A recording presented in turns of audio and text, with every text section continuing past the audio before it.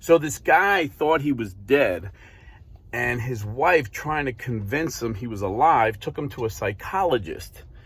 So the psychologist just wanted to cut to the chase. He wasn't going to argue with this guy. So he just asked the guy a question. Do dead people bleed? The man said, no, of course not.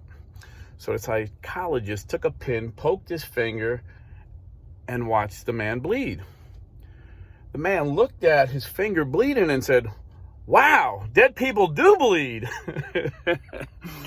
I tell this joke quite often. You may have heard it. I apologize if you did. But I tell it often because some people, no matter what proof you show them, they're going to be convinced of what they're convinced of. So don't get frustrated with these people. Just pray for them if you believe they're wrong. And pray for yourself. Maybe we're wrong. But, when it comes to Pope Francis, some people, when I was a Protestant evangelical, I would just find everything the Pope would say and do, everything the Catholic Church would teach, I would just wrench out of context and prove. And a lot of times I would pull Catholics, I'm sad to say, out of Catholicism into evangelicalism because I would prove them that their Pope was a heretic, that Catholicism was heretical, contrary to the Bible. And now it just really makes me sad to watch Protestant Catholics do the same thing to our Pope. It's like they're just ready to pounce. And some of these guys are making a lot of money, just pouncing on every word this Pope says.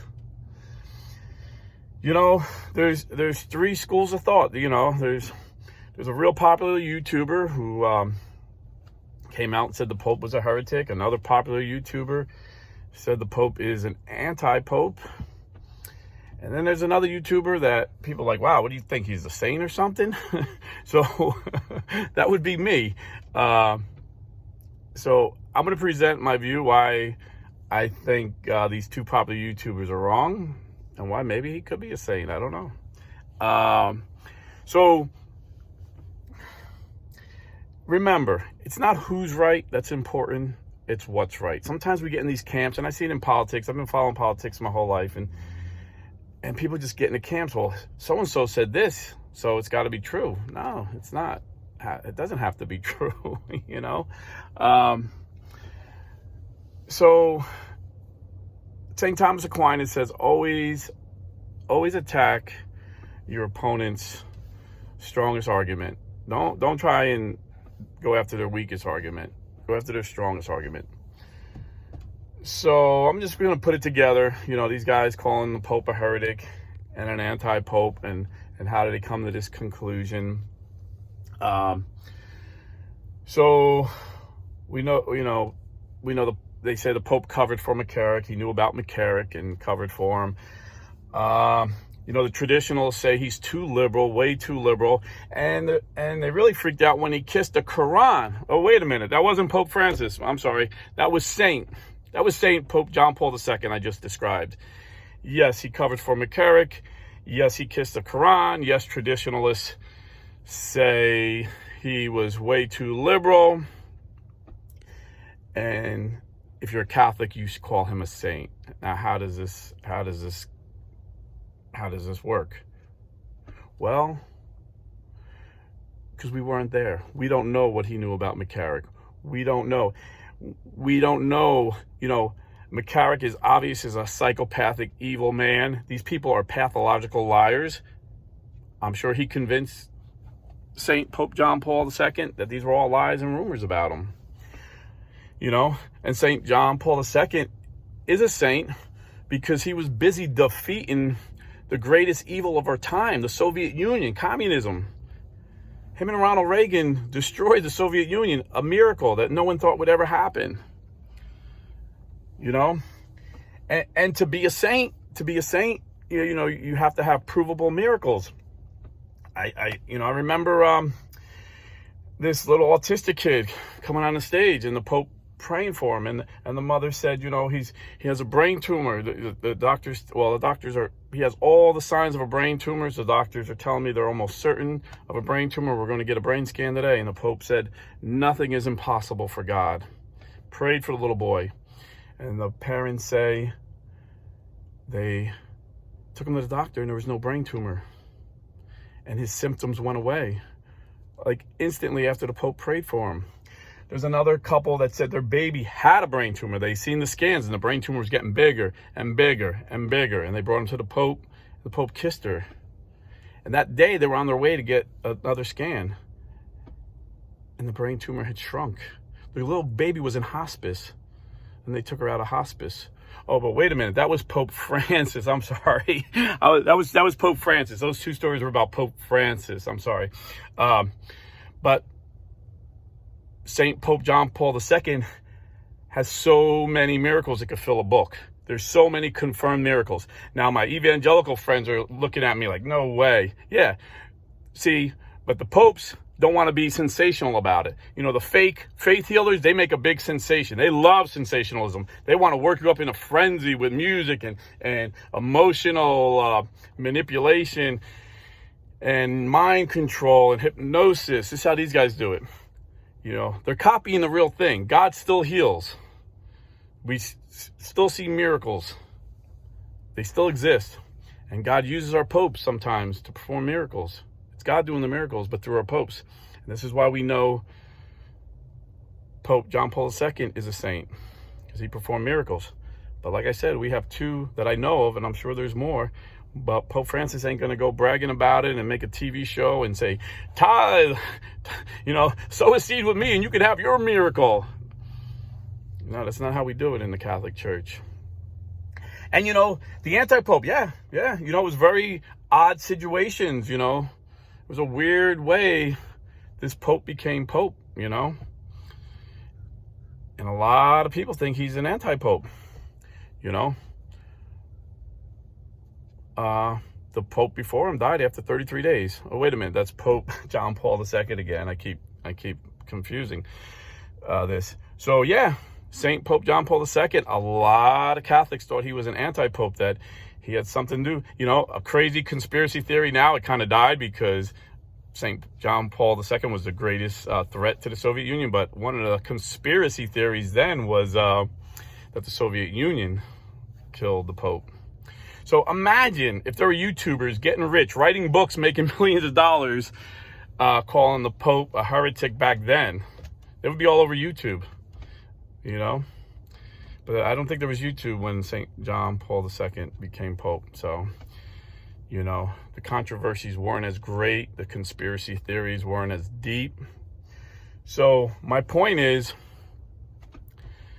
don't believe everything you hear, Sure, Pope Francis in the beginning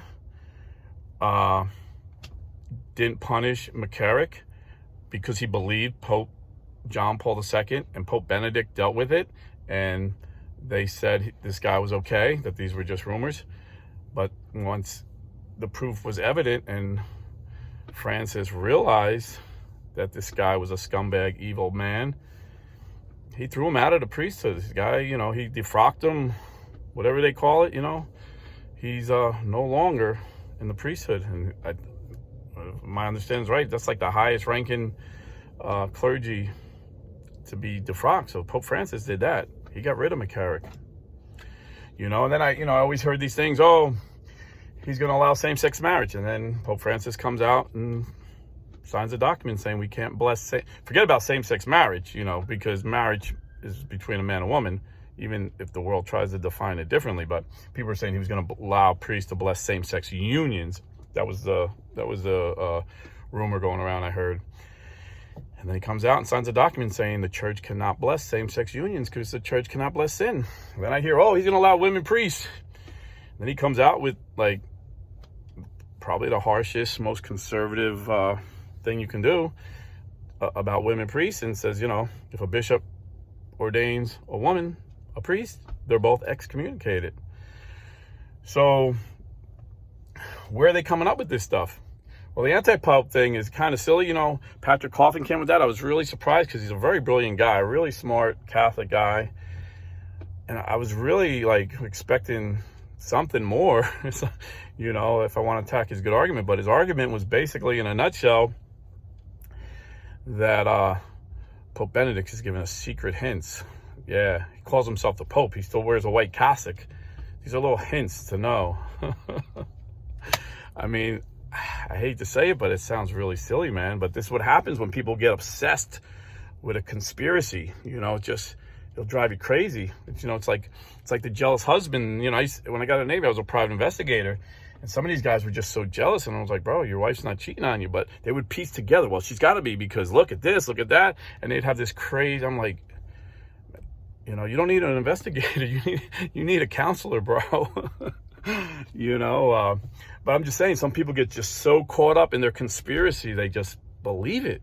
I don't think their intentions are bad. I don't think their intentions are evil. I don't think they do this to become wealthy. There's money there because people love controversy. Out of all the 3 YouTubers I just named, the ones that call him a heretic are the most popular, way more popular than me, making a lot more money than me. They're not getting up at 3 in the morning, slinging cases, they're writing books, making a lot of money. I'm not saying that's what they do it for. I'm just saying, you get so caught up in it that you can't see, like the guy couldn't see. He was bleeding. He couldn't have been dead. But, Taylor Marshall, all these things that he criticized the Pope for, it was this one thing that he said that actually made him cross the line and call him a heretic. It was when he talked about the communion of saints. So I'm just going to read a little portion. I did this before, but I'm sure some of you don't even know who I am and you came across this, so I'll read it again. Sorry, guys. People complain this is shaky, but I got a couple bum shoulders, old injuries, so sometimes my arm pops out. I'm holding this phone, but I'm going to my other phone just to read. Okay, I'm just going to read a small portion that it seemed like Taylor somehow missed. By virtue of the communion of the saints, every Christian, okay, so read it in context. What's he talking about? Every Christian. He's not talking about every person in the world. He's talking about every Christian. By the virtue of the communion of the saints, every Christian is bound to another in a profound way. This bond is so strong that it cannot be broken even by death. The communion of the saints include the dead. They too are in communion with us. Let us consider, dear brothers and sisters, that in Christ no one can ever truly separate us from those we love, because the bond is existential bond, a strong bond that is in our very nature. Only the manner of being together with one another then changes. But nothing, no one can break this bond. Nothing and no one can break this bond. He says, let's think about those who have denied the faith, those who are apostates, who are persecutors of the church, who have denied their baptism. Are these also at home? I was baptized a Catholic, and at 19 in the Navy, I denied my baptism, was rebaptized as an evangelical, persecuted the church, called the Pope a heretic, called all you guys heretics. I calls guys like I am now a heretic. I brought people out of the church, but yet the church called me their separated brethren. So I was your brother, even though I was persecuting you, even though I denied my baptism, even though I was apostate to the Catholic Church. And the Pope says, yes, these two, all of them, the blasphemers, all of them, we are brothers. Your Protestant brothers and sisters are your brothers. This is the communion of the saints. The communion of saints holds together the communities of believers on earth and in heaven. But wait a minute. If you reject the essentials of the faith, you're not getting to heaven.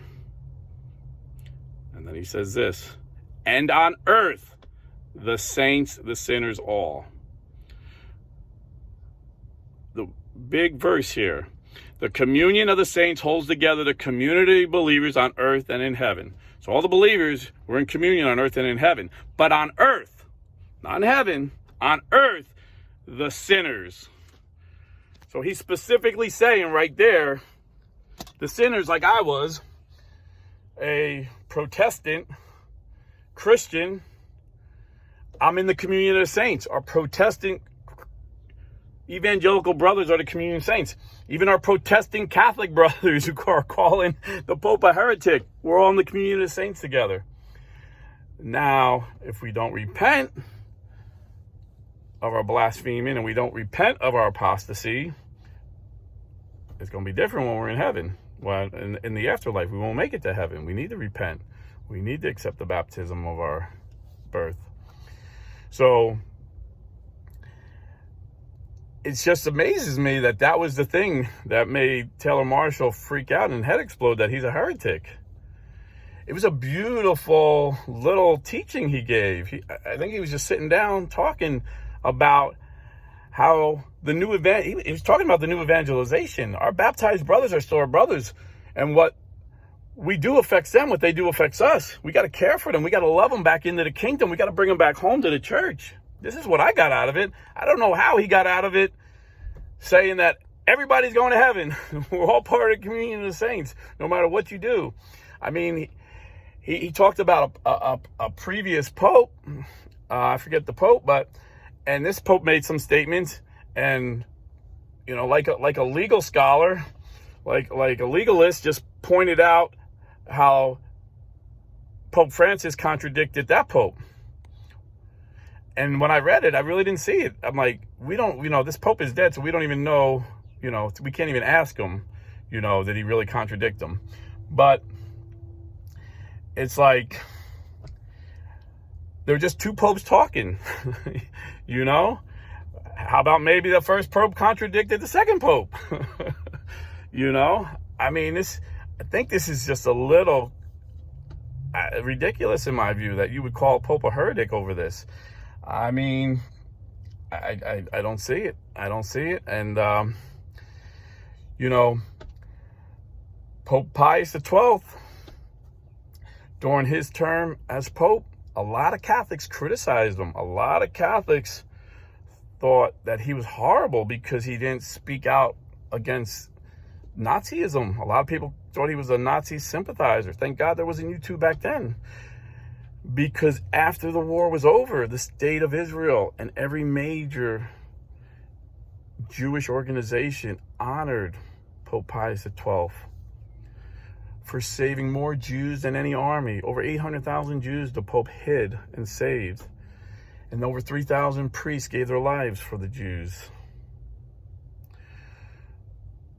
But if we just went by what everybody was talking about, all the rumors, this Pope is so bad, we didn't know what was going behind the scenes. And we don't know what's going on behind the scenes with Pope Francis. We don't know the evil he's fighting and combating.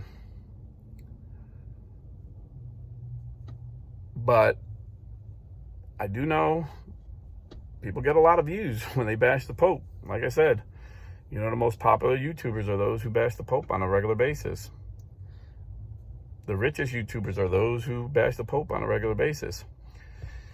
And people are going to get mad at me for saying that. It's funny, people get mad that I'll question a YouTuber's integrity, but they're the same people that are questioning our Pope of our church's integrity. So all I'm saying is, the Pope is right. We're all sinners saved by grace. The church is made up of sinners. And the only difference between a sinner and a saint is the saint knows he's a sinner. So, is Pope Francis a saint? I don't know. Is he a heretic or an anti-pope? I don't think so. But the kingdom of heaven is at hand. Jesus could come back tomorrow. We need to be busy about our work. There's another Catholic YouTuber who I've become friends with, Catholic for Rednecks. He quoted, he put a nice little statement. He said, you can tell Taylor Marshall was never in the military. And people probably wonder, why do you write that? Because sometimes he writes some funny stuff. People are like, well, why did he say that? I know why he said that. He's an ex-Marine. I was in the Navy. And we were just enlisted guys. If we disagree with the Admiral of the Navy, we're not going to make a YouTube video and bash him and say, this guy's a traitor, he's treasonous. We're going to accept what he tells us to do because he's the Admiral of the Navy. And we're going to give him the benefit of the doubt that he has intel that we're not privy to. So he's making decisions based on the best information he has. Is he perfect? No. You know, we're all as YouTubers. We're just laymen, you know. We're just pontificating and giving our opinions. We don't know what's really going on in the Vatican. We don't know what's in Pope Francis's brain and heart. But there's no way you could tell me what he said there was heretical. You know? I just don't see it. And every little controversy, they said, oh, he's going to do this, it's heretical. He's going to do this. He never does it. You know? I know my Latin Mass friends are mad because the restrictions he put on the Latin Mass. But it wasn't heretical. You know? It was probably in my view, it was probably a bad idea. But I don't know why he did it, honestly. You know? I haven't had the privilege of going to Latin Mass. All my Latin Mass brothers tell me once I go, I love it, and I'm sure they're true. I'm sure it's true, but I just don't have one near me, you know. But my point is, let's not just jump and go crazy and beat our. We're trying to win our Protestant brothers. This is the new evangelization. Time is short, man. Time is short. We got to win all our Protestant brothers and sisters, and I'm telling you, the only reason I make these kind of videos, not to attack Taylor. I love Taylor. I love Patrick Coffin. I've learned a lot from both of those guys. I'll be honest with you. I learned a lot from Taylor Marshall's St. Thomas, the new St. Thomas Institute. And, you know, when Patrick Coffin was on Catholic Answers, he was the host, but I enjoyed him talking more than anybody. I was like, this guy always had great insight and, you know, a good sense of humor. So I'm not doing this to bash these guys, honestly. I'm not. But I get emails from people that are being led astray by these guys. I don't think that's their intention, but that's what they're doing. People, you know, and if, you know, it's like Russia, you know, the Soviet Union used to use statements from our liberal Democrats who were anti-American and say, oh, even the politicians, you know, and they would show them. That's what Protestants do. Protestants are showing video. You don't think they're using Taylor Marshall as propaganda to say, yeah, even these Catholic scholars say this Pope is a heretic. Who's going to become a Catholic when Catholics are calling their own leader a heretic? Come on, and it's just common sense. I'm no scholar, I don't have no PhD, but I'm just telling you common sense from a guy who's in the new evangelization, who's in the fight every day trying to bring baptized Catholics back into the church. You can't call your Pope a heretic and then say, "Oh, come on, become Catholic." my Pope's a heretic, but you know, come into our church. Our Pope's an anti-Pope, but come on into our church. And I've had this discussion with Christians that I had them thinking that the Catholic Church was true. I've made good points, and I felt like, man, they were just one step away from becoming Catholic, and they bring up Taylor Marshall. I'm not making this up. This is what happens. So this is the only reason I address this. And I know I usually lose subscribers because a lot of people are, you know, subscribers to all these guys. And they're like, well, you know, Rob's just a blue-collar guy. Taylor's got a PhD. Yeah, I think I'm going to listen to Taylor. So, but I'm just telling you the real deal. You know, it's like in Vietnam, you know, the Pentagon had all these educated generals, but you had these high school dropouts in the field in Vietnam that really knew what was going on in the fight. So we're in a fight. Souls are at risk of going to hell. Spend an eternity in hell. Think about that. Be careful what you teach people. Be careful what you say. And, you know, I know a lot of people are going to disagree with me, and that's fine. But there's one thing you can't disagree with. That life is precious to God. So if you're buying or selling real estate, go to realestateforlife.org. God bless and stay Catholic.